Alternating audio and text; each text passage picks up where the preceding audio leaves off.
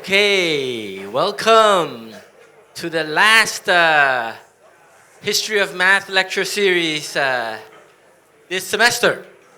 And this last lecture is special in three different ways. First of all, Professor Yao will be joining us in the audience because our last lecture will be about the history of game theory by world expert, leading expert in probability theory, Professor Yuval Peres.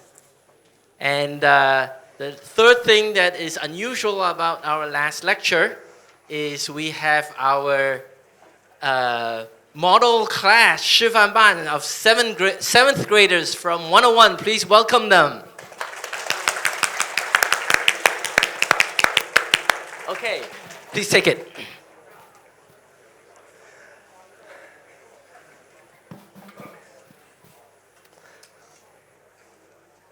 Okay, do you all hear me? Good evening. It's a pleasure and honor to be here to tell you some highlights from the history of game theory. As Yitwa mentioned, my main area is probability theory, but I've taught courses on game theory. I've written a book on game theory, and I'm actually a fan of the history of game theory, so I'm enjoyed preparing this lecture. A lot of it is based on notes in my book with Professor Anna Karlin on game theory, and I'll mention this book as we get along. Okay, so there's an interesting connection between the beginning of modern probability and the beginning of modern game theory, and that's in the person of Emile Borel, who played a key role in both. So in 1921,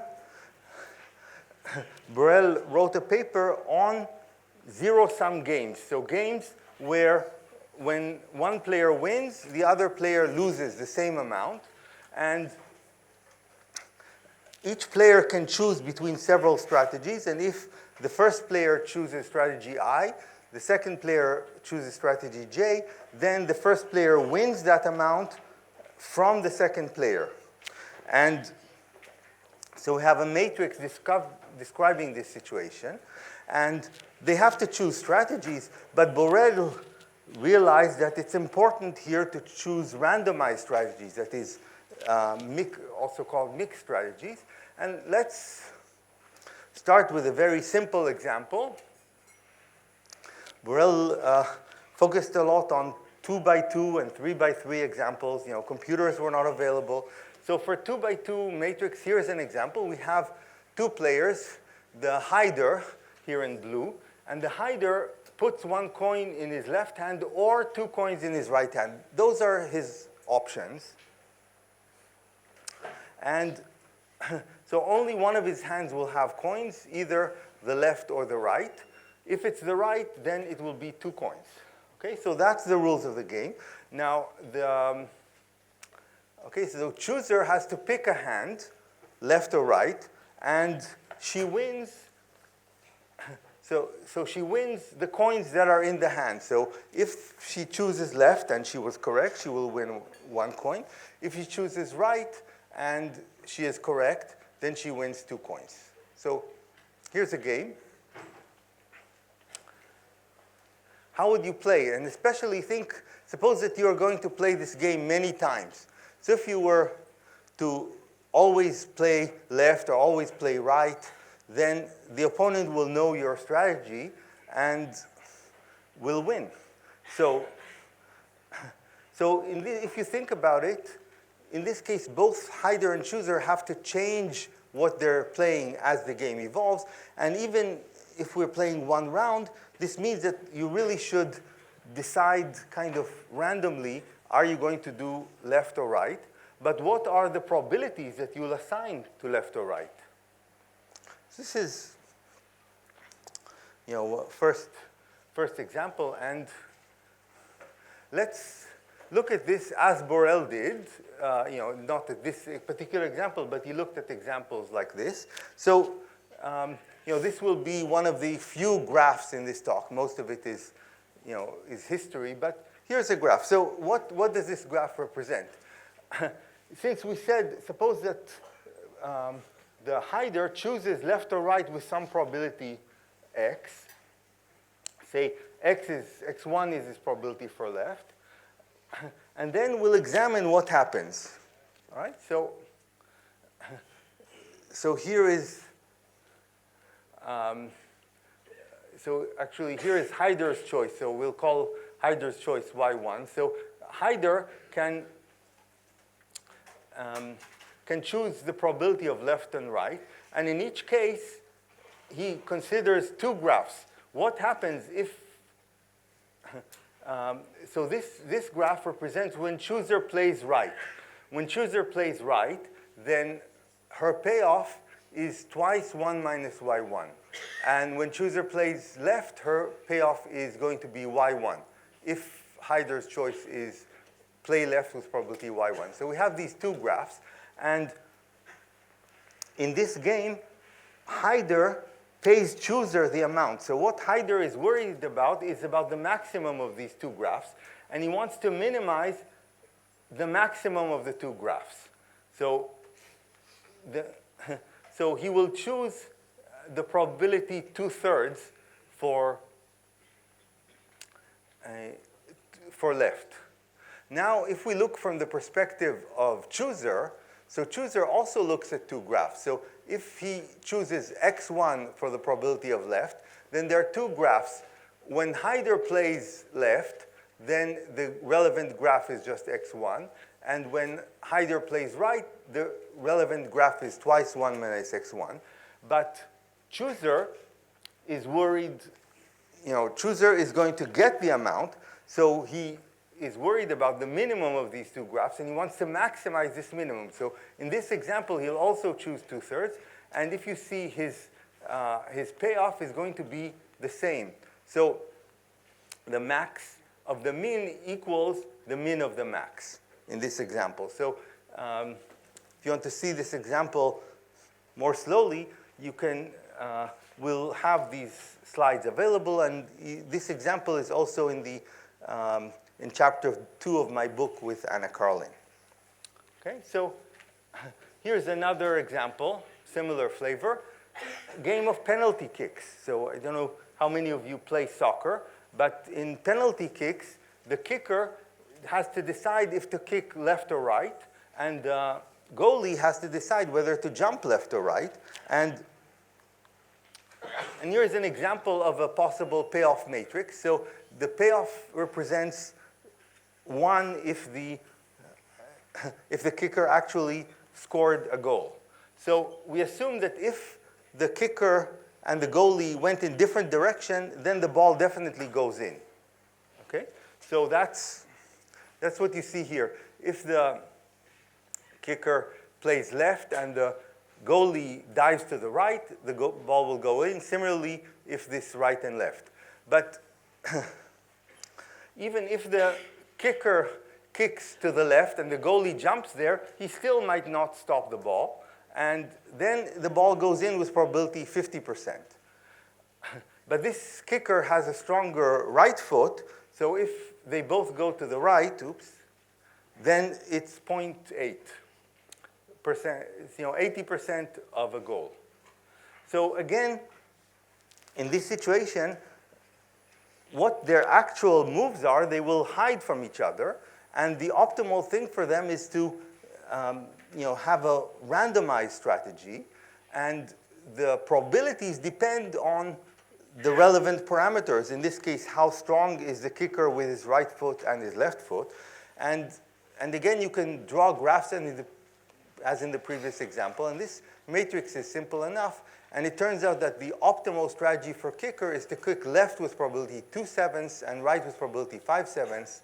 And whatever the goalie does, this assures probability of scoring a goal to be 6/7. And there's no other probabilities that giving a better guarantee. Okay, so this is, these are two examples, not, those are not exactly the stories given by Borel, but these are the type of games he analyzed. Okay, and he formulated the theorem. He was interested in the special case of games with some symmetry, like the games we saw. And so these are represented by antisymmetric matrices A.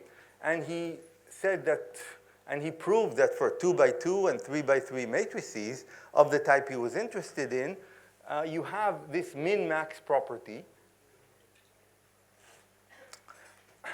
And I'll explain later what this means conceptually or philosophically, that you have this min-max. But this is an identity. Now we have a mathematical identity. We have a 3 by 3 antisymmetric matrix, and we multiply on the left and the right by probability vectors. So x, delta 3 is just the set of probability vectors, vectors of length 3, non-negative, that add up to 1. Okay?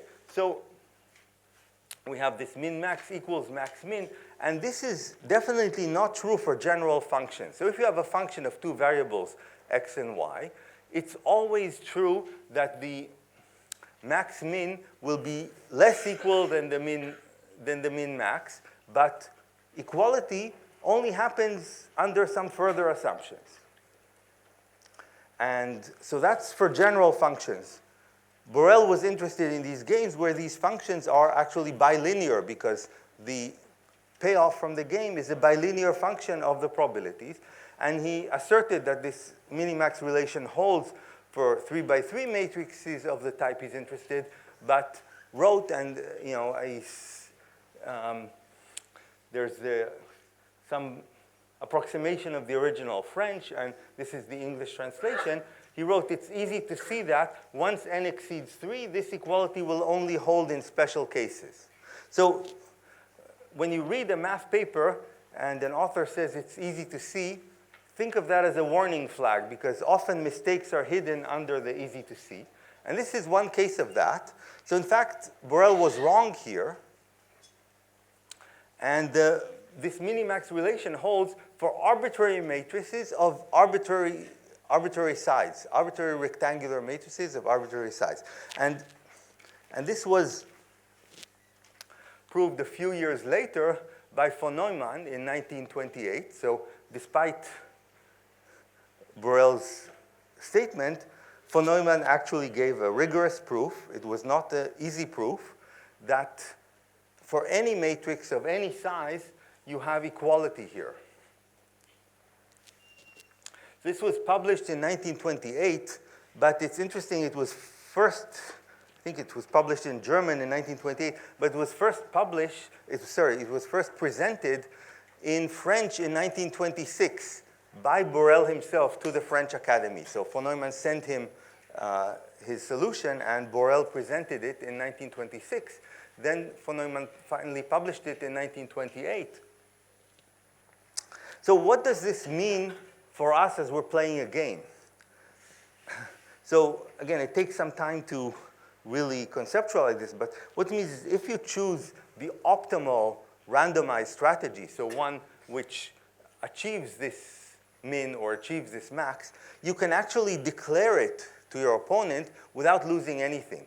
So of course, in the game of penalty kicks that you saw before, let's go back.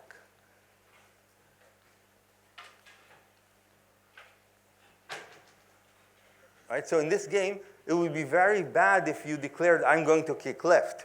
But if you declare, because that will give an advantage to the opponent. But if you just declare the optimal strategy, namely, I'm going to kick left with probability 2/7 and right with probability 5/7, it doesn't change the value of the game. So you can reveal an optimized mixed strategy, just not reveal the results of your coin tosses, the results of the randomization. But this you can reveal, which is quite profound in its implications. Borel, when he thought there is no optimal strategy in this sense, that minimax theorem doesn't hold, thought that game theory cannot be handled by mathematics. It should go into the realm of psychology.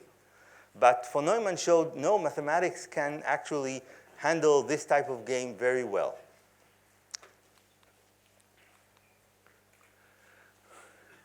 The first book on game theory that was very influential was published by von Neumann in collaboration with an economist, Oskar Morgenstern, in 1944. And this book had a proof of the minimax theorem, but not the original proof. I'll come to that. Anyway, as you see from the collaboration with an economist, von Neumann already saw that this should have implications beyond mathematics, and he was right. Now, von Neumann is no doubt one of the most accomplished, most famous mathematicians of the 20th century, and you surely have heard of him in other connections, building one of the first computers, von Neumann algebras, and the list is very long. I want to use this opportunity to tell you about one of my mathematical heroes that is far, far less known, and that's Jean Ville. Jean Ville was a student of Borel, who Borel assigned to read and really understand von Neumann's proof. And Jean Ville found a much better proof of von Neumann's theorem. He phrased it in terms of kind of convexity and matrices, but now we understand his proof is a case of duality. And one of the first uses of duality, appearances of duality in applied mathematics. And this is, so again, he didn't exactly, he expressed it analytically, not geometrically, but in fact, his proof, if you look at it with modern eyes, or even, not so modern, what you'll see is the hyperplane separation theorem. So this is a theorem you'll all encounter or have encountered in your studies. So important, so nice. If you have a convex set, and the origin, say the convex set is in Euclidean space, this holds in much greater generality, Banach spaces, even more general, but let's look at Euclidean space, Rn. And you have a compact convex set. Again, this can be more general than that. That's disjoint from the origin. Then you can separate this set from the origin by a hyperplane. So in the plane, all I can draw is two-dimensional pictures. So you see a compact convex set in the plane, and it's separated from the origin by a line. Okay, the origin is on one side, the compact convex set is on the other side. And this actually characterizes convex sets. So if the set is not convex, then there will be points where you cannot find such a separating hyperplane. And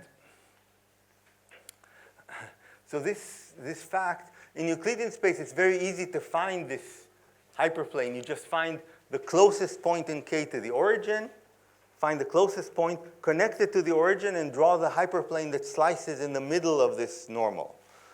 So it's very easy in Euclidean space, and that's really the case needed here. And Jean Ville derived the minimax theorem in a few lines from, I said, the analytic version of this. And this actually was the proof that von Neumann and Morgenstern used in their book, not von Neumann's original proof.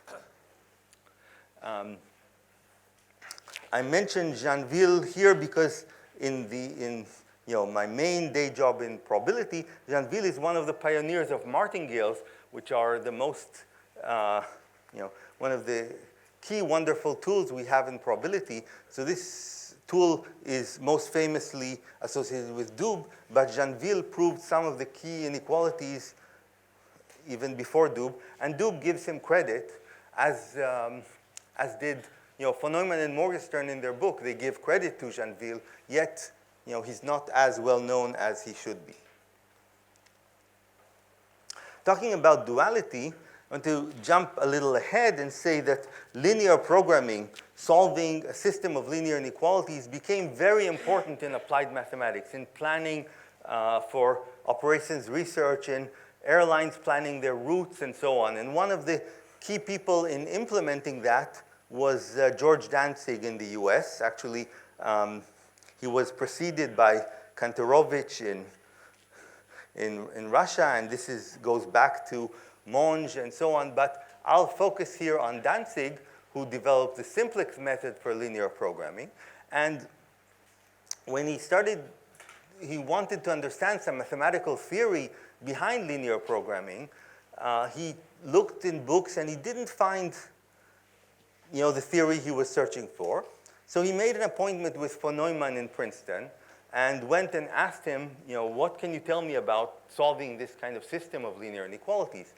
And von Neumann went to the board and showed him a fully developed duality theory, which is now kind of a cornerstone of linear programming. And as we understand, there was such a duality theory already in France and in Russia, but to Danzig it was completely new, and he writes in his memoirs he just sat there completely shocked when he gives the problem and already gets such a complete answer. So for those interested, I can give you, there's a citation in my book to Danzig's book where he relates this experience, and this is our attempt with the help of an artist, Nate Jensen, to describe the situation pictorially that Danzig described in his memoirs. Anyway, so von Neumann explained to him how the duality of game theory and the duality of linear programming are the same. And the duality in game theory is exactly the min-max theorem. Who's in the background? What? Who's in the background? Oh, this is poetic license. This was in the Institute of Advanced Study, and Einstein was there at the time, but we have no evidence that he passed through the hall when they were talking. But no evidence that he didn't pass either.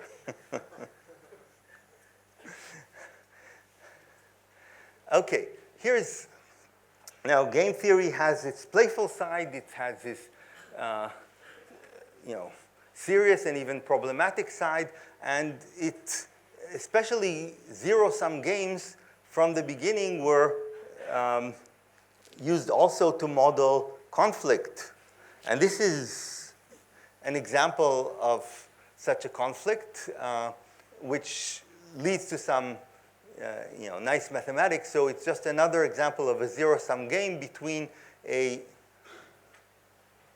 airplane, a bomber, and a battleship that it's trying to hit. Now, the battleship is maneuvering, and here we have a very simplified maneuvering. The battleship can each time decide to go right or left. That's all its decisions. So it starts here, and here it went right, and here each time it can decide to go right or left. It's generally going in this direction down, but each time it can decide right or left.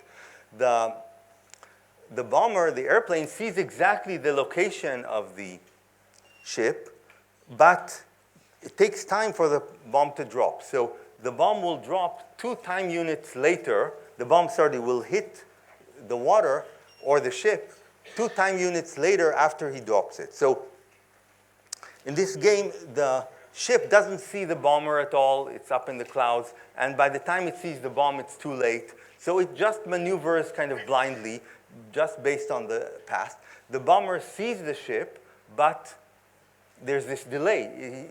The bomber can drop the bomb now, but it doesn't know exactly where it will be 2 time units later. So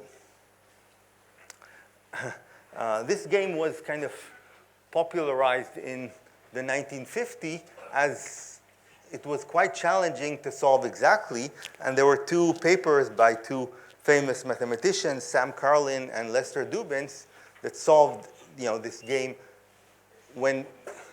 asymptotically when the length of time is very large.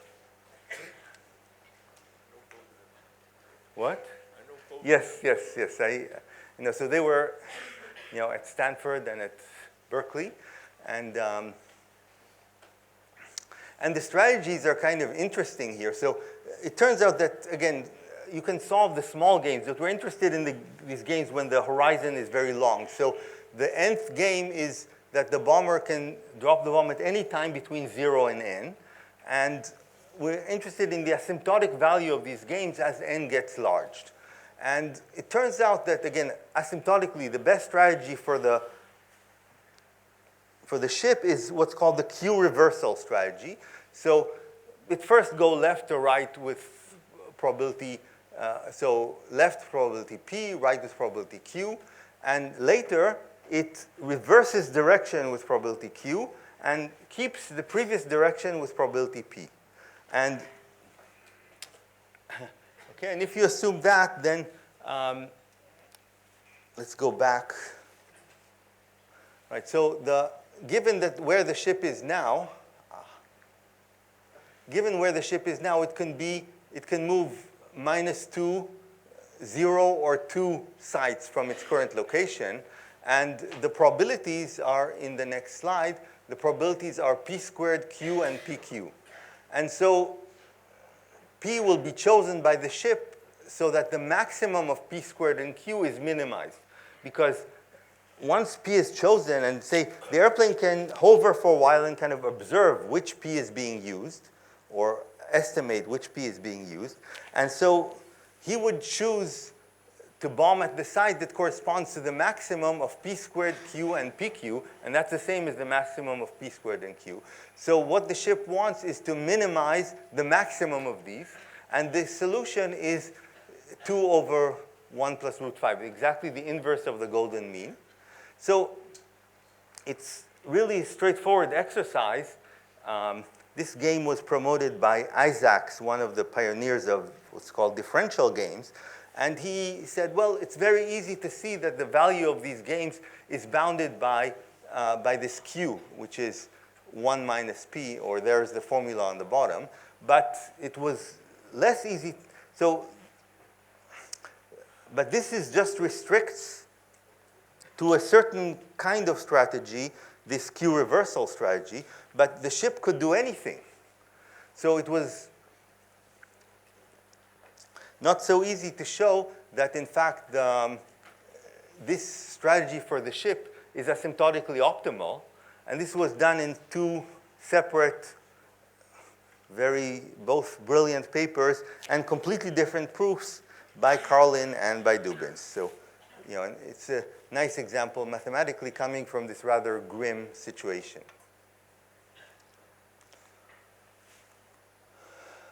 Okay, so the next breakthrough came when Nash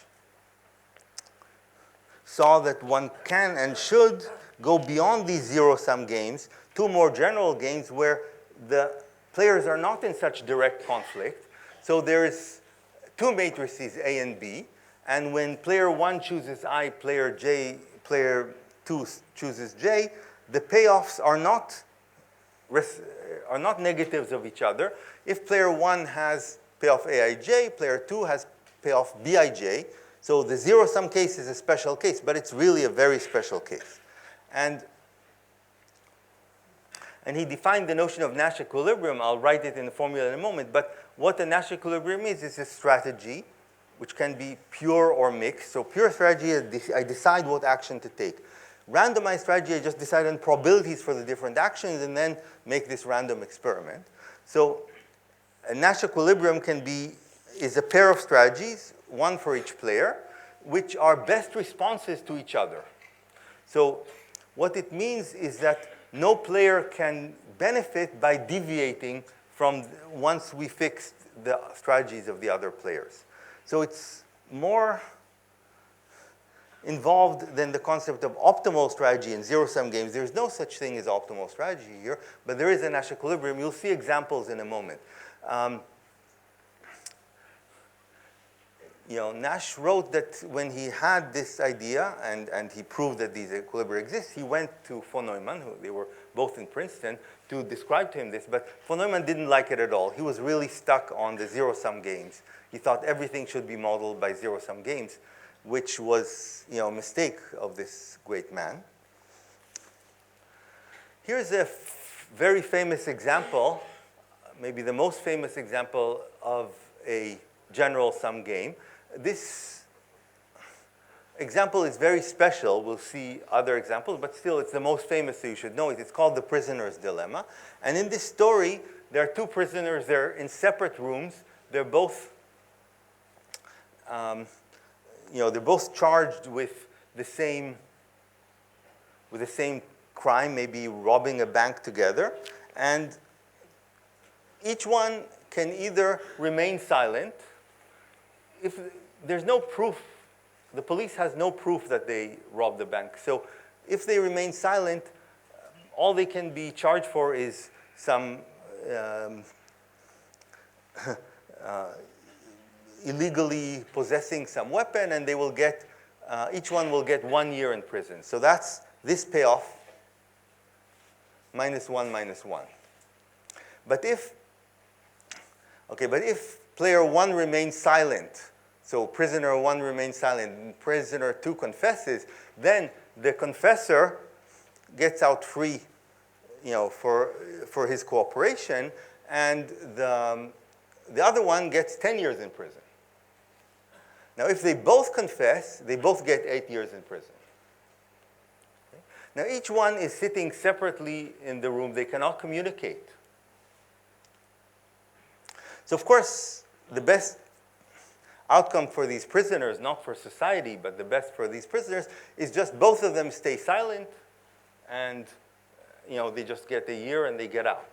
But prisoner 1 is saying, well, I don't know what prisoner 2 will do, silent or confess. But let me analyze both situations. If he remains silent, then I'm better off.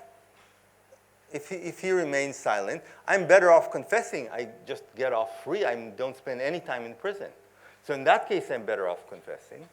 If he confesses, I'm certainly better off confessing because I get only 8 years in prison instead of 10. So in both cases, I don't know what he will do, but in both cases, I'm better off confessing. And the second prisoner will apply the same logic. So if they just, each one logically considers both cases, they can't communicate, so they will end up here in -8, -8. But of course, they would be better off if they ended up here. So -1, -1 is Pareto optimal. It's better for them, but it's not an equilibrium. So if if you think of the strategy as silent, then both of them benefit by deviating. So it's not an equilibrium. And the only equilibrium in this game is both of them confessing. There's no mixed equilibria. There's no confusion. The only equilibrium is the pure one where they both confess. And this was important in the history of game theory to understand this game. Here's a less negative version of the same game. Something that occurs in many, many situations. So again, we have two players, and they can, they're not prisoners. They just can, cooperate, building something good together. And if they cooperate, they will both get 6 units. But, if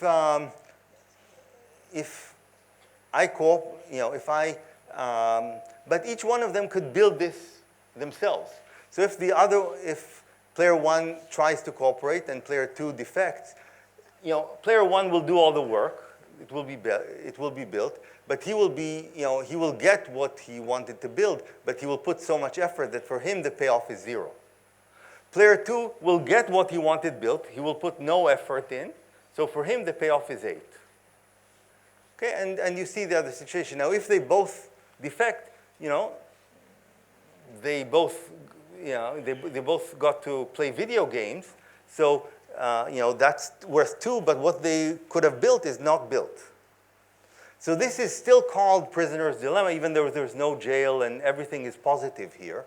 And again, it's just the same situation with positive numbers that, unfortunately, in this game, the only equilibrium is both defecting. And it's the same logic as before. I think if the other one is cooperating, then I'm better off defecting. If the other one is defecting, I'm also better off defecting. So this has bothered people for a long time, because it's kind of a negative conclusion. Now, one thing that was suggested early, well, the reason we know that in practice, in successful societies, people do cooperate and do build things. So, well, sometimes the matrix is not like this. That's one explanation. But sometimes the matrix is like this, and people still cooperate. How come? So one explanation was, well, people play repeated games. They don't just play a one-off game. They play a game, and then another game, and another game. And if you have a reputation of someone who defects, then people will defect with you or not want to play. So that's one explanation. But this explanation still needs a refinement, because suppose we play this game 10 times, okay, with the same matrix 10 times. What's going to happen? In the 10th time, we're just a situation of the one game. So whatever happened in the previous 9, we were nice to each other. Now in the 10th game, there's no more. In the 10th game, it's just like one game, so we should both defect. That's the only equilibrium. And once we do this analysis, we're both smart, then we figure whatever we did in the first 9, in the 10th game, we'll both defect.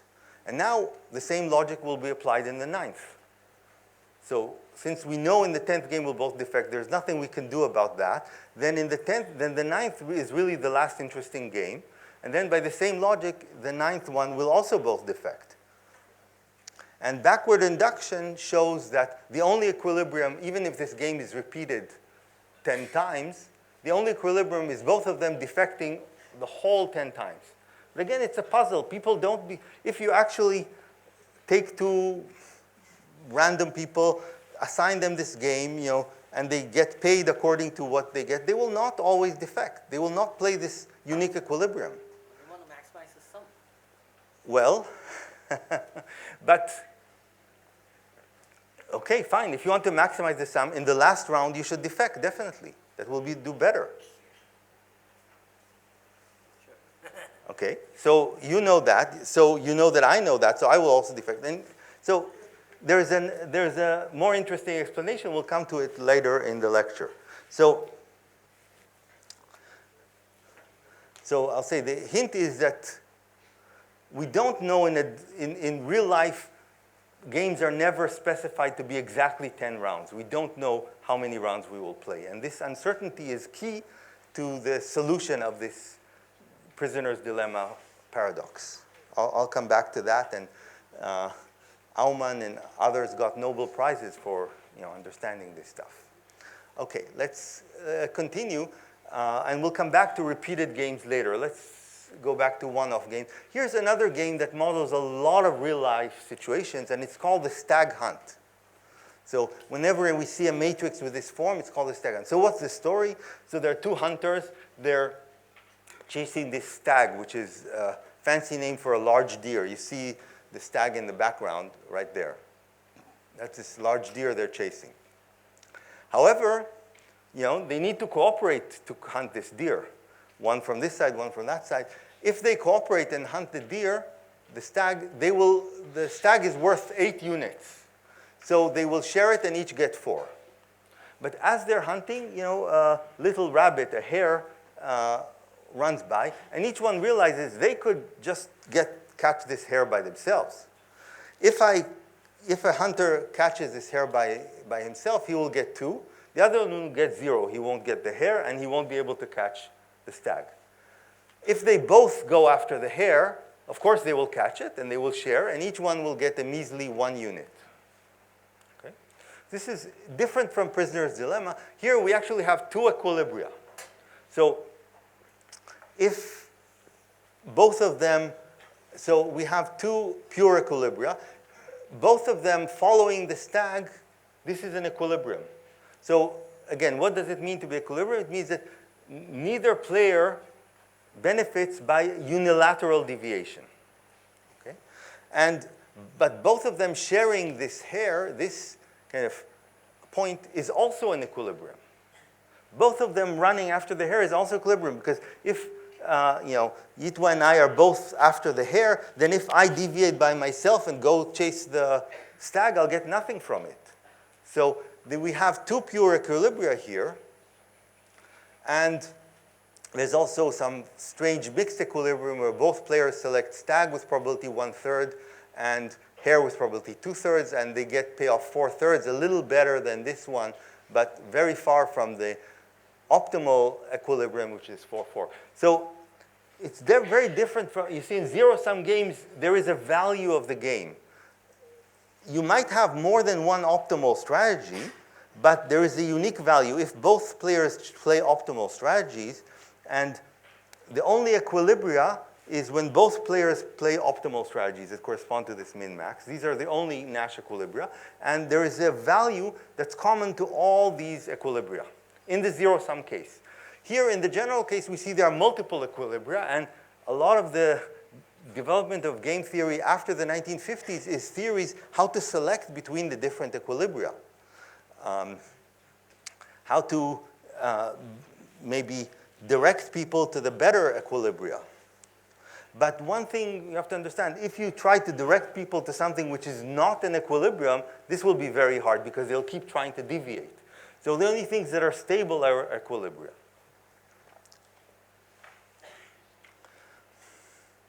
And here's some formal definitions. So again, we have two payoff matrices, the A and B. So when I showed you in these pictures, I put A and B together. So here, the matrix A for player 1 is this 4, 0, 2, 1, and the matrix for player 2 is this 4, 2, is the other one, 4, 2, 0, 1. So you just take the second entries here. But in the abstract theory, we have two matrices. And a Nash equilibrium is a pair of mixed strategy vectors where, so both of them are probability vectors. They could be unit vectors, in which case we have a pure strategy. That's one case. But in general, they have to be randomized. And so X star, Y star. So this means, what does it mean that X star, Y star is in equilibrium? It means two things, that player 1 cannot benefit by deviating. So if he changes X star to X, he won't get more. He'll get less equal. And similarly, player 2 cannot benefit by deviating. If he changes this Y star to Y, he'll also get less. This is B, which is player 2's payoff matrix. And so this, Nash did this basically in his thesis in 1950, and he gave two proofs in 1950 and 1951. And Nash is famous in mathematics, not just for this. He did work which mathematically is much deeper, breathtaking in PDE and geometry, but still this very simple realization that this is the right definition and that this Nash equilibria always exist. So there always is at least one. This has had maybe the most impact, but he is justly celebrated for many insights. He got the Nobel Prize in '94. By the way, economists have a kind of tricky Nobel Prize. So, the original Nobel Prizes were for math, not for math, were for physics, for chemistry, for biology, and, and these are the most famous prizes. So economists wanted one of their own as their subject developed, but, they were not mentioned by Nobel originally. So what did they do? They found some banks that were willing to donate the money. And then these banks, but they couldn't call it a Nobel Prize, so they called it a prize in memory of Nobel. Why in memory? Why are the economists memorializing Nobel? He was not an economist, but they figured that people will forget the memorial and will just call it a Nobel Prize, and they were right. So people just think of this as a Nobel Prize in economics. Of course, one key is that they really gave it to a lot of worthy people. So this prize, became appreciated not just because of the name Nobel, but also because of the people who got it. But still, this trick worked. Now, of course, when mathematicians wanted to do the same, we couldn't find the donors who would do whatever we wanted. So mathematicians found, the Norwegians to donate the prize, but couldn't call it Nobel, so called it Abel. And maybe someone hoped that Abel, Nobel sounds close enough, but it didn't quite work. So society, in society at large, Nobel Prizes in economics are mentioned together with the Nobel Prizes in physics and chemistry, seen as equivalent for people in general, while the Abel Prize, which we know is extremely hard to get and represents amazing accomplishment, is far less known outside math. Anyway, that's a little side story. Nash is one of the He's maybe the only one who got both.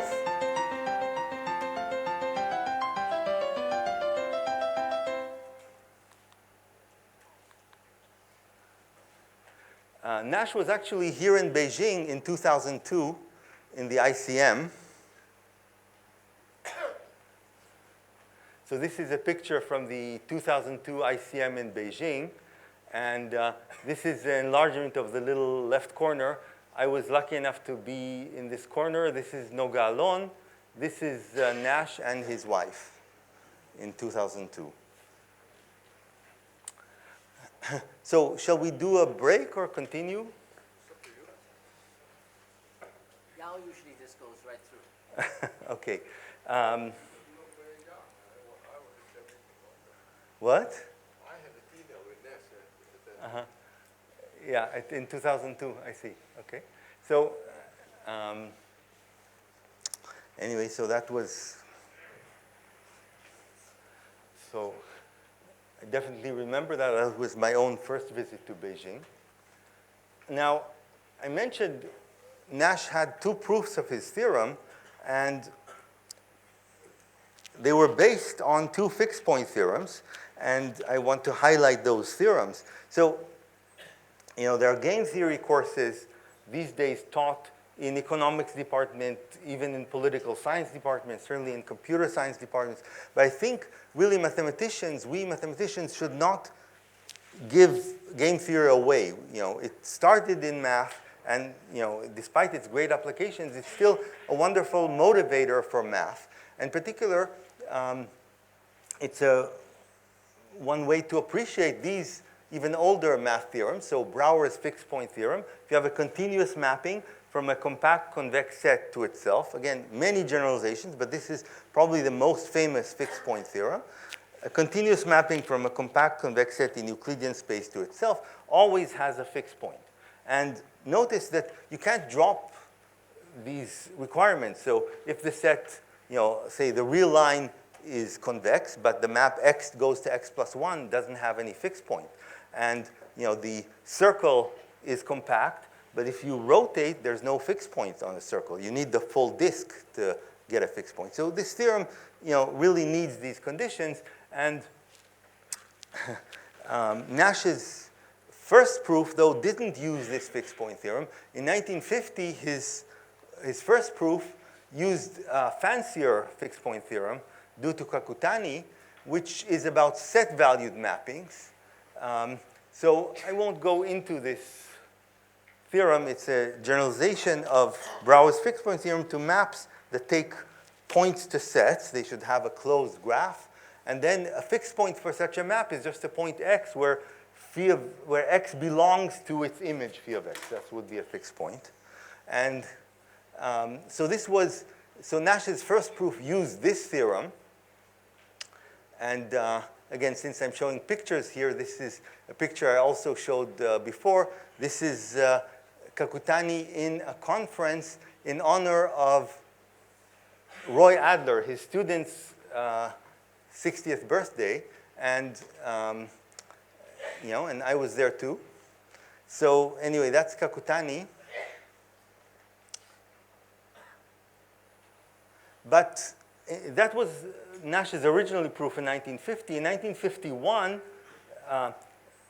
he published a second proof just using the the Brouwer theorem, after David Gale actually contacted him and said, well, you know, you should really prove this based on the most basic fixed point theorem. It's possible. So Nash actually published it this way. And really, and this proof is very instructive. You can find it in many places, including in my book. So the idea of Nash is that if something is not in equilibrium, then you know, you can find some improvement, and if there's no equilibrium, then he constructs a map with no fixed points. So I'm not going to go into the detailed here, but it's very, very nice application. And since then, there are, you know, many other fixed point theorems with applications in economics that show how prices could be determined in the market based on demand and supply.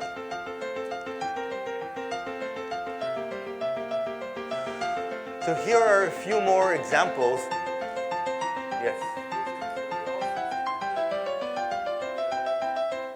Lepsa's fixed point theorem is actually different than these two fixed point theorems, and yet has not been used by economics or game theory. So, Lepsa's fixed point theorem. yes, that's a good point. Let me check on that and get back to you. I think you guys should try to find a good Yes, that's, thank you. So here are a few more examples that illustrate. So here is a game of diplomacy. So you have, or a game of war and peace. So you have two countries, and each country can choose either diplomacy or attack the other country. So it's not a zero-sum game. If they both choose diplomacy, both peaceful, they both have 2 units. If they both attack each other, they both get -1. But if one tries diplomacy and the other one attacks, then the attacker actually gains some relative advantage. He's not very well off in this matrix. You know, the attacker will get 0, but the one who tried diplomacy and waited gets a -2. So again, in this game, you have 2 pure equilibria. Both diplomacy is in equilibrium, but also both attacking is in equilibrium. So if you check on it, if both are attacking each other, deviating from that will be punished. So these are 2 equilibria. One is clearly preferable to the other, but both are equilibria. So this brings us to the theory, how do you select the good equilibrium? Now, there's also a mixed equilibrium here, but in fact, this is exactly the same matrix as in the stag hunt, just we subtracted 2 from everything.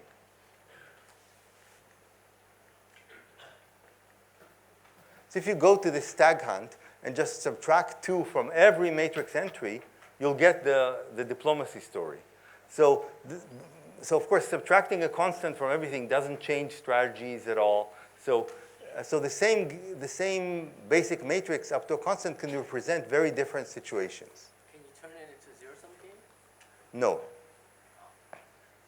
No, you cannot turn it to zero-sum game. So this is fundamental.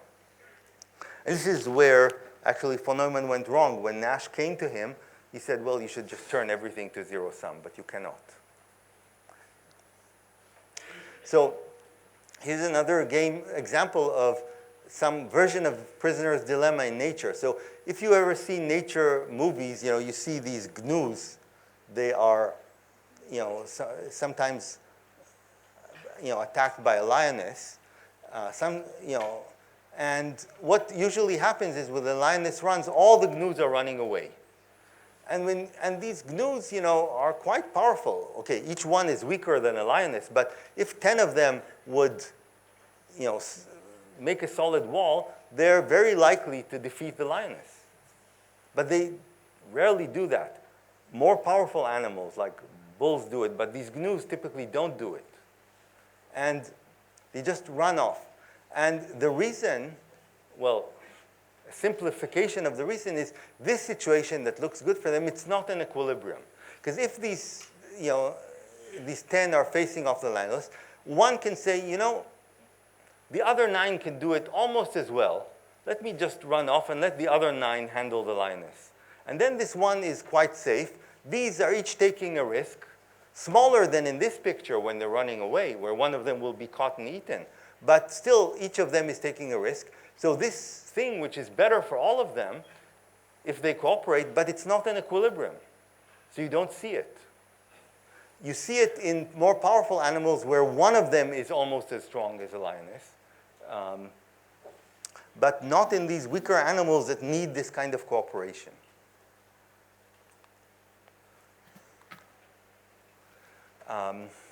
Now, since the time of Nash, game theory is a huge subject, and in this lecture I can only give you some hints of later developments. One of the most important ones is the role of information in games. And actually, Akroloff, one of someone I knew when I was in Berkeley, he got a Nobel Prize for understanding the information situation in used car sales. So he got a Nobel Prize for understanding why we think of used car salesmen as sleazy. It's because they have information we don't. Anyway, but here's a related example of the fish seller. So we come to the fish seller and we wonder, is the fish there fresh or not so fresh? The seller does know that. So, we can ask him, fresh or not fresh. Then he can answer us. His answer may be true or false. So, sorry, I jumped ahead. So this creates what's called in game theory information sets. So this game tree represents the different situations after the moves of the players. But the customer here has to move, but the customer doesn't know where in the game tree she is. So this is the line where so nature decides, say, if the fish is fresh or not. Then the seller decides what to say. Should he say fresh? Should he say fresh or old? If the fish is fresh, he definitely says it's fresh. If the fish is old, he sometimes still says it's fresh. So the customer, is either in this node or in this node. So this is called an information set in game theory, where where the player has to decide what to play without knowing where in the game tree she is. So, there's an interesting theory for that. It's called games of imperfect information, developed by multiple people. I'll tell you about that later, games of imperfect information. Then, game theory started as analyzing actual games, like poker, and with the economic connection. Later, a surprising connection emerged to biology. And this answered the natural question, because if we think of randomized strategies, how do people compute randomized strategies? How do they find them? Is computing strategies hard and so on? But then it was found that actually a game theoretic perspective explains a lot of interactions in nature, and randomized strategies can be employed by a species using mutations where different elements, where different organisms in the same species employ different strategies, and the strategies that are more successful, create more offspring. So we get some evolution of games, evolution of strategies in nature. And this evolutionary game theory was really started by a paper by the mathematician George Price and the biologist John Maynard Smith. Smith later wrote a book about this. And there are many examples. I don't have much time, but here's one of my favorites, which is both game theory in nature and an example of what's called signaling. So for a long time, observers noted that antelopes can do this high jumps in the air, and they wondered why they do that. So suddenly an antelope will jump, it's called stotting, very high jump. And then they noticed that the antelopes tend to do that when they notice a lion or another predator nearby. So first they thought maybe they're doing it to signal the existence of the predator to other antelopes. But that didn't make too much sense, because why are they, maybe the other antelope, they prefer that the other antelopes be chased and they are chased. And also they saw that this behavior happens even if a lone antelope, just all by itself, no other antelopes inside, it sees a lion, it can do this jump. So then they realized it's actually signaling to the lion. It's signaling to the lion, A, that it saw it, and B, that it's strong and healthy, because this high jump, it doesn't cost much energy from the antelope. It's much easier than, so if there's actually a chase, the chase costs a lot of energy, both to the antelope and the lion. So both of them would rather avoid this kind of chase if it's fruitless. And the antelope, by this jump, signals, spending very little energy, signals that to the lion, forget it. You know, I see you, I'm faster, I'm healthy, look for somebody else. And so this signaling also indicates that the game between the lion and the antelope is not zero-sum. See, we naturally think of it as predator and prey, zero-sum. No, it's not zero-sum, because they both prefer a situation where of no chase to a situation of a fruitless chase. So if there's one outcome that both players strictly prefer to another outcome, it means it's not a zero-sum game. And indeed, signaling only happens in games that are not zero-sum. In the zero-sum game, there's never any point to signal anything to the opponent because our interests are completely opposed. So, you know, he should just ignore my signal. But in this case, it's not zero-sum. The signal, you know, the interests are very much opposed. It's close to zero-sum, but it's not zero-sum. And so signaling can be useful. And there's lots of studies of signaling also in economics, how people signal that they're, you know, that they're rich by some behaviors and so on. And Mark Spence, you know, and Spence got a Nobel Prize for really a deep analysis of signaling in economics, but I won't go into that. And I'll mention one more example from biology related to rock, paper, scissors. You all know the game rock, paper, scissors, right? And where, you know, the rock beats the scissors beat the paper beats the rock.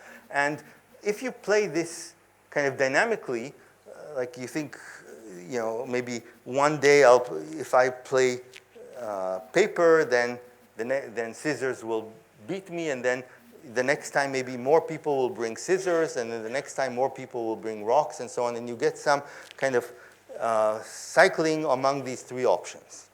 So this is pretty simple to analyze. And then people found that this happens in nature with this three types of males in this lizard. So there's the yellow-throated lizards of the same, they're all from the same species, but the yellow-throated males, they basically mate with one female, and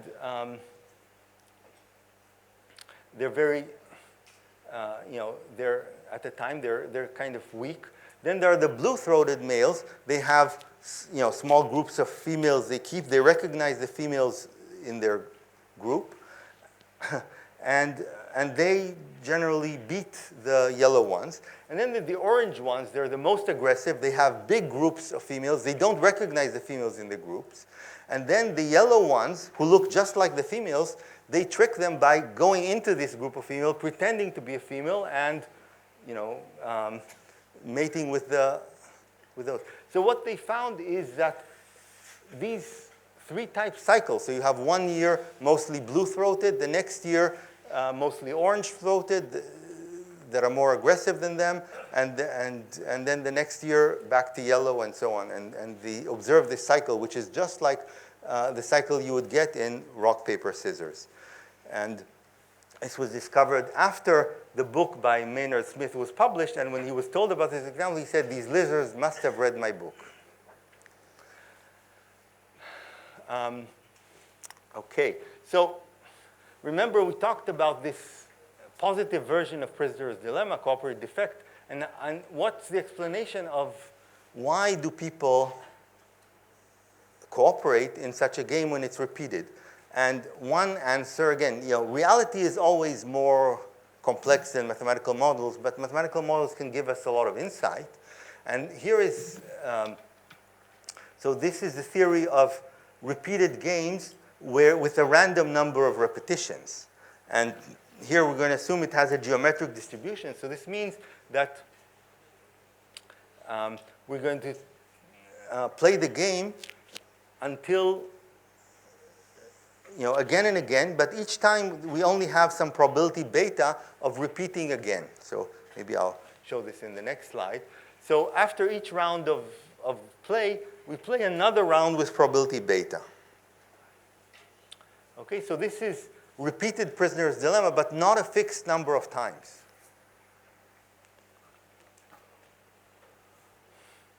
Okay, and it turns out that in this iterated prisoner's dilemma, which doesn't have a fixed horizon, but rather a random horizon, there are equilibria that are not defecting. But always cooperating is not an equilibrium, because always cooperating is just going to induce the opponent to always defect. So here is an example of a equilibrium. It's not the only one. There are many equilibria, but equilibrium is called the tit-for-tat strategy. And this is it's very simple. Cooperate in round one, and for every later round, play what the opponent played in the previous round. So if the opponent defects, he will get a defection from me next round. If he goes back to cooperating, then later I will also go back to cooperating. But there's a delay. And if both players play tit for tat, that is in equilibrium, provided beta is large enough. So in this case, 1/3 is enough. The exact threshold depends on the exact payoff matrix. But for this payoff matrix, so here's an example. Player 1 just plays tit for tat. Player 2, so they start cooperating. Player 2 deviates. So in this round, without provocation, he defects. So then player 2 will defect the next round and defect until player 2 goes back to cooperating. And then later, player 1 will go back to cooperating. So you can show in this example that player 2 who defected here, who deviated from tit for tat, will get punished for that. So both players playing tit for tat is in equilibrium. Now, it's not the only equilibrium. Another equilibrium is called the Grimm strategy. I start to cooperate, but if you defect even once, I'm going to defect from now on till eternity. And if both of them play this Grimm strategy, it's also an equilibrium. So there are multiple equilibria, but there was a very interesting experiment by Axelrod in the 80s. He asked many people to send in computer programs with strategies for this game of iterated prisoner's dilemma. And so that he had like 40 programs, and then he paired them off at random. And there were some very complicated strategies there. The players can't communicate, but they can communicate via their play and so on. So, and there were a lot. And tit for tat won the tournament. So it got the highest number of points, even though there were a lot more sophisticated strategies, including this Grimm one and so on. So strategies that punish too heavily, they don't get many points. So, so then after that, he ran another tournament. So people knew that tit for tat won the first tournament. So they devised strategies designed to beat tit for tat.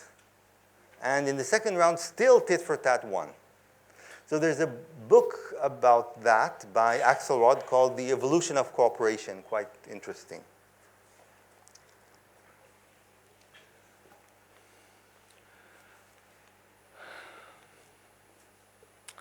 Okay, so again, many people contributed to this understanding. I can't list them all, but I want to, in particular mention Robert Aumann, who developed the theory of repeated gains with imperfect information and wrote a book on that with Maschler.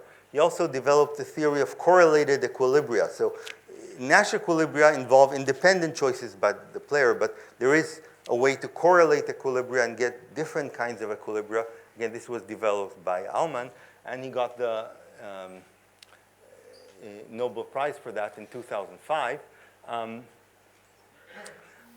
Some of the most interesting work on that was done for the Rand Corporation, and it was considered state secret in the US because it was used in kind of negotiations on nuclear disarmament.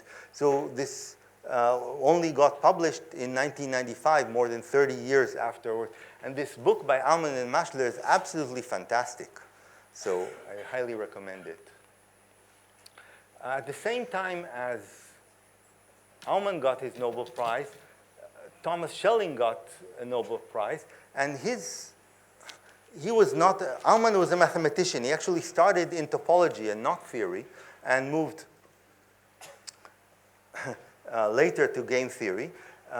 Schelling was, didn't do much math, but he had a lot of important insights, including focal points, how to choose one Nash equilibrium over the other. He has several interesting books. Strategy of Conflict is one of them. And also he wrote about games with yourself. So he gave an example that, before he's traveling to give a talk in some city, he can book a hotel room, and he's willing to pay extra for a room without a TV.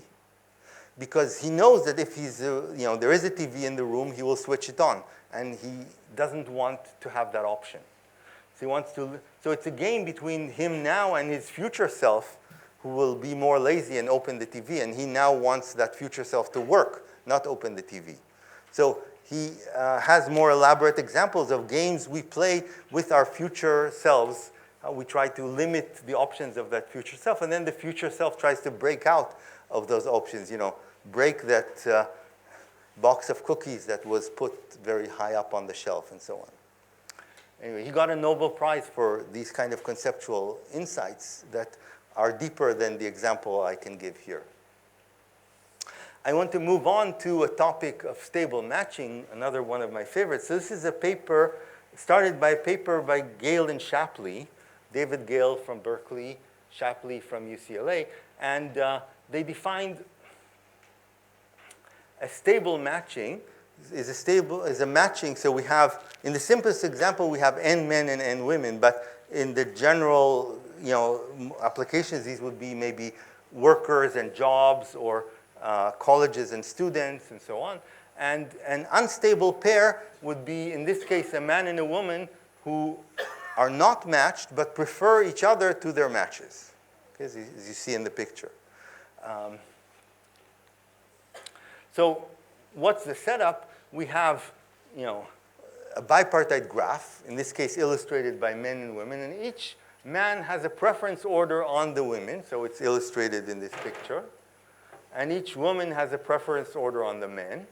And a matching is unstable if a man and a woman that are not matched to each other prefer each other to their designated matches.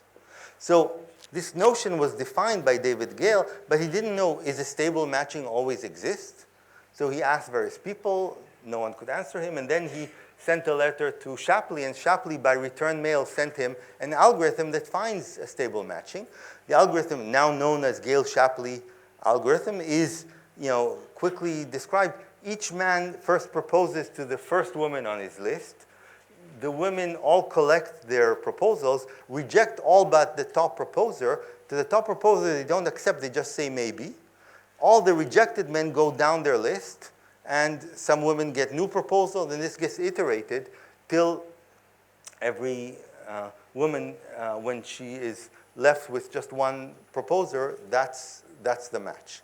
And okay, I'm describing this very quickly. You can read this in the original 1962 paper. It's in the American Math Monthly, by far the most cited paper ever in the monthly.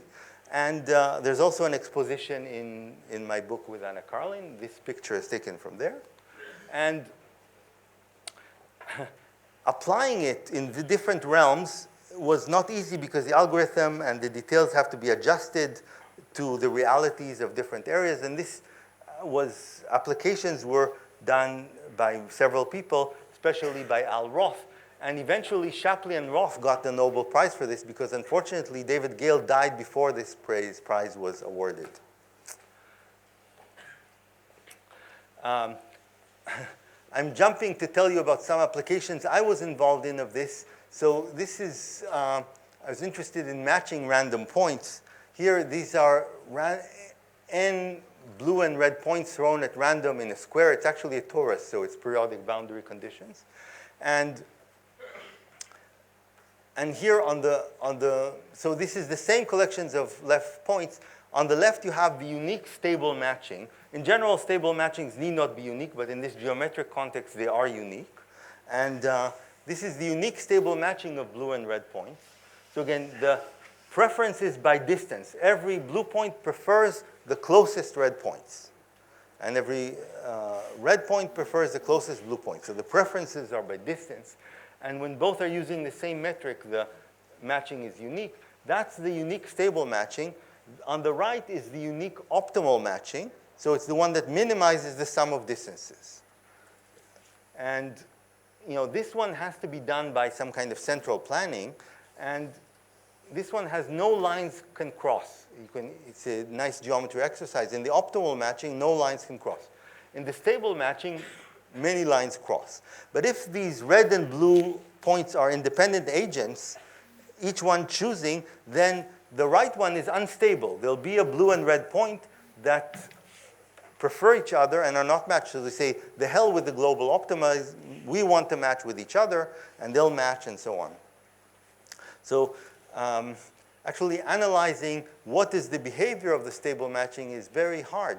So there's some estimates in my joint paper with Pimentel, Schramm, and Holroyd, but we don't know the asymptotics of the length in the stable matching, while the asymptotics in the optimal matching are known since the 1980s. And there's related work on stable allocation, which I don't have time to go into. I want to tell you a few more highlights. We have like 19 more minutes. So this is the notion of Shapley value. So the same Shapley made multiple beautiful contributions. Here is an example of the glove game. It's an example of a cooperative game. So in a cooperative game, you have a population of n people. Here, there are 3 people. And each coalition has some valuation they can get if they decide to cooperate. So in this example, these are 3 people sitting. Each, there is one with a left. There's one on the left that has a left glove, this guy. And these 2 have right gloves. Okay? Now, a cold tourist, a tourist who's very cold, goes into the store, and all he needs is one left glove and one right glove. So, and say he's willing to pay a unit, maybe 100 yuan for that, for such a pair. What will happen in this case? Which coalition will form? So suppose that, one of these sellers say, I have to go, you can take my place. How much would you pay for the privilege of taking the place of the unique guy with the left glove? How much would you pay for the unique guy for each of the guys with the right glove? Obviously, the guy with the left glove has something more valuable because it's unique, but how much? So this problem was addressed by Shapley. So the axiomatics are, we have some valuation for every subset. So in this example, the set 1, 2, 3, 1, 2, and 1, 3 each have valuation 1 because they can satisfy the tourist. And all other sets have value 0 because they can't create a pair, so the tourist is not going to pay. Okay? And Shapley says, well, in this situation, this unique left glove is a lot more valuable. It has value 2/3, and each of the other ones have value 1/6.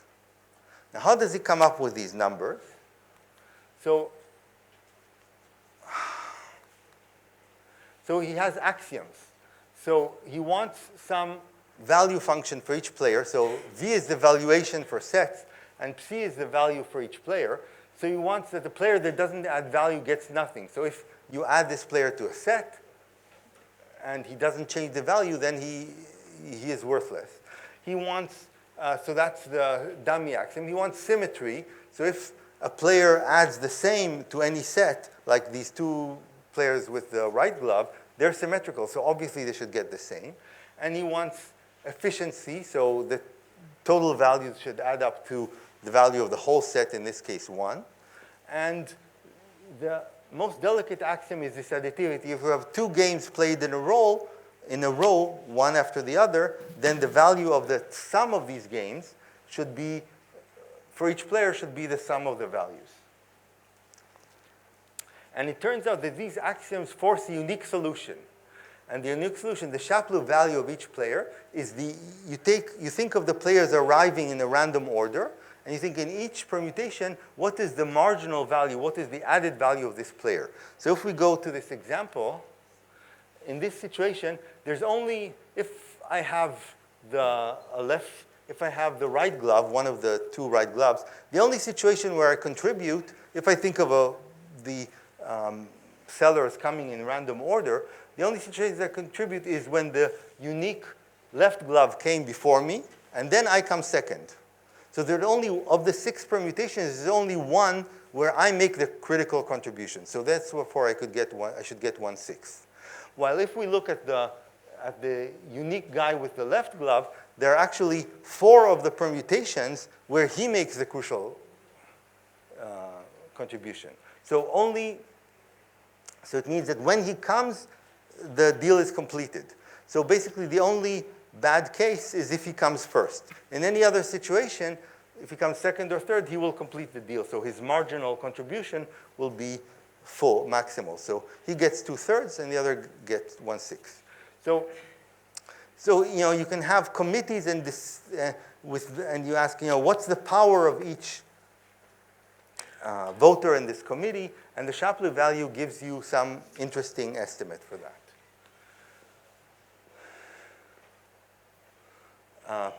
Another thing which would take a whole lecture, but we only have 14 minutes left, is the theory of auctions, which, auctions have a much longer history than game theory. But it turns out that the notion of Nash equilibrium, more precisely Bayesian Nash equilibrium, is crucial to understand auctions. So when we think of auctions, we think mostly of like auction like that, of auction of a painting, or this is an auction for tuna in Tokyo. But many auctions, the bidders are not actually sitting in the same room. There's some house that was confiscated by the government or by a bank, and the bank wants to sell it, and people send in bids, and maybe the house will go to the highest bidder. So then these are called sealed bid auctions. And there are several types of them. So the most common is sealed bid first price auction. So the highest bidder gets the item and pays what he bid. Now, if that's the situation, then if you know this item is worth, say, 0.7 to you, you should not bid 0.7, because even if you win, your gain from the whole interaction will be 0. So people always, in this kind of auction, they always shade their bid. They bid below their value. And so here is one example, very simplified example. Suppose you have 2 bidders, and we don't know what their values are. Each one knows their own value, but a priori, say from the point of view of the seller or outside observer, each of their values, say, is a uniform variable in 0, 1 independent. Of course, this is a very special case. Okay, in that case, there's so what are the strategies here? The strategies here are actually functions saying, if my value is v, what my bid is. My bid is b of v. These are the strategies. These are the functions. In this case, there's a unique equilibrium. In this type of auction, I should bid half my value. So how much will the auctioneer get? So the seller, he will get the maximum of these 2 bids. So if these values are uniform in 0, 1, it's going to be the maximum of 2 uniform variables, but half of that. And there's a missing bracket there. Anyway, the answer is 1/3. Now, there's another type of auction, which is less commonly used, but actually used in a lot of internet auctions by search engines. And this is second price or Vickrey auction. It first sounds very strange, but it's used a lot. So in the Vickrey auction, the item still goes to the highest bidder, but he doesn't pay his own bid. He pays the second highest bid. Sounds very strange. But if you think of the classic English auction, where we auction for paintings and we keep increasing the bids, if the painting is worth $1 million to me, but the next bidder, it's only worth $700,000 for him. So as the prices go up, when we reach $700,000, he will drop out. He doesn't want to bid anymore. It's worth $1 million to me, but I won't pay $1 million. I maybe will pay $700,000 plus epsilon, whatever the bid increase is. So what I'll really pay in this increasing English auction will be the value of the second highest bidder. So this could be formalized in the sealed bid format by actually making it a rule that the item will go to the highest bidder, but he won't pay his own bid. He'll pay the second highest bid. And if that is the rule, then it turns out Why is this called Vickrey auction? Because William Vickrey pointed out that if this is the rule, then your optimal strategy is just to be honest, to bid your value. There's no point to decrease or increase from your value. And this is a very nice, easy exercise to see that. And okay, it turns out that this basic insight applies to many situations in social choice and deciding if the government should build a bridge here or build a bridge there, what kind of information should it get to make that decision. And William Vickrey got a Nobel Prize for, much more general version of this insight, which is now known as the VCG mechanism, because Clark and Groves also contributed to it. And now, let's go to this simple example of uniform bidders. So if we have uniform bidders, both in 0, 1, then in this Vickrey auction, second price auction, we already said, they should just bid their values, so V1 and V2. But the payment will be the minimum of the values, because the second price. So what is the expected revenue for the auctioneer, for the seller? It's the expected minimum of 2 uniforms. And here we find a strange coincidence. The expected minimum of 2 uniforms is 1/3, which is the same as half the expected maximum of the 2 uniforms. So the revenue of the seller in both mechanisms is the same. You can wonder, is this a result of just this special uniform assumption, or that we have 2 bidders? And the answer is no. It's a very general thing, and this was discovered by Meyerson and others, that it's called revenue equivalence theorem. That if the rule for allocating the item is the same, so if the natural rule, first bidder gets the item, then the auction mechanism doesn't matter. In Bayes-Nash equilibrium, the expected revenue of the seller is always the same. Now, there are a lot of assumptions here, like that the valuations are independent. So this is just kind of a first approximation in the simplest model, but it's still a very useful observation. Another kind of auction mechanism besides the first price and second price is something strange called the all-pay auction. So everyone makes a bid. The highest bidder gets the item, and then everyone pays whatever they bid, even those who got nothing.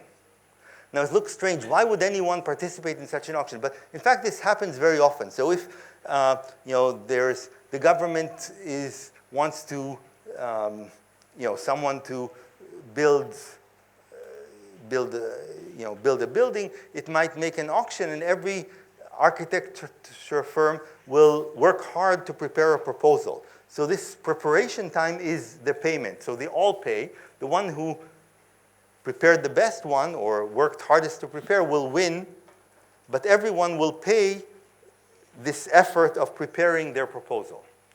Anyway, all-pay auction is another version, and Meyerson showed that if the allocation rule is fixed, then different auction formats don't matter for the expected revenue. But he also did something else. He said, well, you can improve things by changing the allocation rule. So something that was already in use in practice long before is called the reserve price. So the auctioneer is saying, I'm not always going to award the item to the highest bidder, because if the bid is too low, I'm just going to keep the item. Now, at first, you might think the auctioneer does it because he wants to use the item again, and that's sometimes the case. But it turns out, even if the item is thrown away, it's still better to have a reserve price than no reserve price. So Meyerson proved a very general theorem of this type that you can read about. A simple version in my book and a more general version in books specialized to auctions. But here's the simplest case. When we have those 2 uniform bids, it turns out better to put a reserve price of 1/2. So what I'm saying is, if no one bids below 1/2, I'm just not going to give the item to anyone. If someone bids below 1/2, I'll pay the second highest then the highest bidder will get it. But at the second highest bid, what does the second highest bid mean here if only one exceeded the 1/2? The second highest means the reserve price. So if one bidder bid 3/4, one bidder bids 1/4, then the one who bid 3/4 will get the item and will pay 1/2, the reserve price. So this turns out to be an optimal auction. So there's no way no rule the seller can make that will extract more revenue from these two bidders than this very simple rule. And there are a lot of very complicated rules you could make, multi-round and so on. This is optimal. So this is Meyerson's theorem, for which he got a Nobel Prize in 2007. This is a nice example by Dawkins where it was observed that penguins will stand on the ice for a long time, very hungry, and then one of them will jump in, and with, say, probability 10%, he just gets eaten right away by some leopard seal lurking or some shark. And probably 90%, he starts to eat, and then the other penguins also jump in. And this can be understood as a type of auction called the war of attrition auction. Again, I don't have time to give more of this example.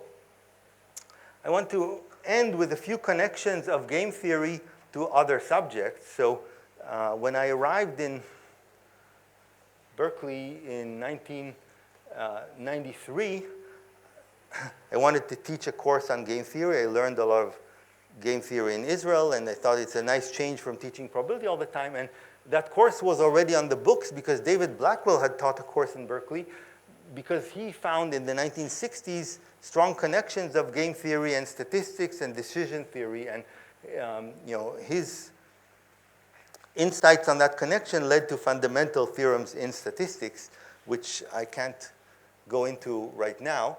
But I remember, as a young faculty member, tell him, well, I'll go quickly through zero-sum games and then talk about, because they are completely understood, and then go into Nash equilibria. And he gave me several examples of very hard zero-sum games. So there's actually a lot of still interesting things in zero-sum games that he had studied. Coming back to Tsinghua, so the minimax theorem of von Neumann was applied in insightful way by Andy Yao in what's known as Yao's minimax principle that relates optimal performance of a deterministic algorithm on a random input to random algorithm on deterministic input. And he realized that von Neumann's theorem is applicable here, and this has many, many applications in analysis of randomized algorithms. There's a whole book on online algorithms that revolves around applications of this principle. Yao got the Turing Award in 2000. Oops, 1 0 is missing there. And the Basic Sciences Award, just last year. So there are lots and lots of game theory books. There's one by Meyerson. I'm mentioning two here. One that I co-authored with Anna Karlin, who's a computer scientist. She's the daughter of Sam Karlin, who was a probabilist. She's a great computer scientist in Seattle. And there's another much bigger book by, it's hard to read, Michael Mashler, Elon Solan, and Shmuel Zamir. And both of these books insist on actually proving statements like Brouwer fixed point theorem that are used to do Nash equilibria. So as a mathematician, you can really understand all the principles being used. But certainly, our book is just a few hundred pages, so it only gives you a survey of many topics in game theory, and you have to dive deeper to learn more. So our book is maybe 400 pages. This book is 900 pages, so a lot more information. And these are professional game theorists, so highly recommended, but also mathematicians. So they explain all the math. And then there are dozens of other wonderful game theory books, more from an economics perspective.